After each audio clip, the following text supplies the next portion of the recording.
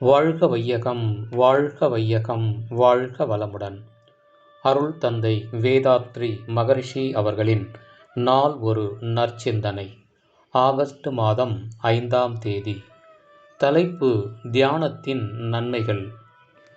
விஞ்ஞானிகள் தியானம் செய்யும் மனிதனுடன் விஞ்ஞான கருவிகளை இணைத்து ஆராய்ச்சி செய்து பல கருத்துக்களை கூறியிருக்கிறார்கள். உடலளவில் ஏற்படும் நன்மைகள்: 1.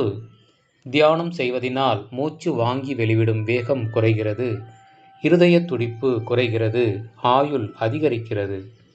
2. இரத்த அழுத்த நோய் குணமாகிறது. 3. எல்லா நரம்புகளுக்கும் புத்துணர்ச்சி கிடைக்கிறது. 4. உடலின் உஷ்ணம் சிறிது அதிகரித்து பிறகு படிப்படியாக குறைகிறது. 5.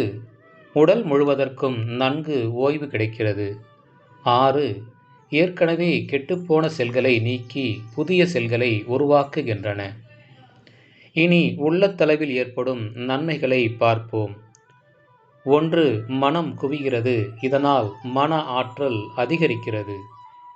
2. மூளையில் உள்ள நூற்றுக்கணக்கான புதிய செல்கள் தியானத்தினால் ஊக்குவிக்கப்பட்டு இயங்க ஆரம்பிக்கின்றன. இதனால் அறிவு கூர்மை பெறுகிறது, எதையும் எளிதில் புரிந்து கொள்ளும் தன்மை அதிகரிக்கிறது. 3.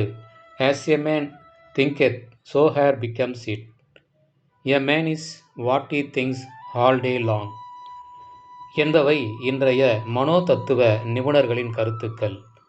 அந்த கூற்றுக்களின்படி நாம் துரியாதீத தவத்தில் சுத்த வெளியை நினைப்பதினால் நாம் நாளடைவில் சுத்த வெளியாகவே பிரம்மமாகவே மாறிவிடுகிறோம். 4. விஞ்ஞானிகள் மிகவும் நுணுக்கமான அணுவை ஆராய்கிறார்கள். அதே நேரத்தில் கோடான கோடி ஒளி ஆண்டுகள் தூரத்தில் உள்ள பொருட்களை பற்றி எண்ணுகிறார்கள். அதிலேயே தோய்ந்து ஆராய்ச்சி செய்து கொண்டிருக்கிறார்கள். இதனால் இவர்கள் பீட்டா வேவில் இருக்க முடியாது, ஆல்பா வேவுக்கு பக்கத்தில் வருகிறார்கள். விஞ்ஞானிகள் பரம்பொருளுக்கு மிக பக்கத்தில் இருக்கிறார்கள். ஆக தியானத்தின் மூலம் உடல் அளவிலும் உள்ளத்தளவிலும் பல நன்மைகள் உண்டு என்று தெளிவாக விளங்குகிறது. வாழ்க வளமுடன். அருள் தந்தை அவர்கள்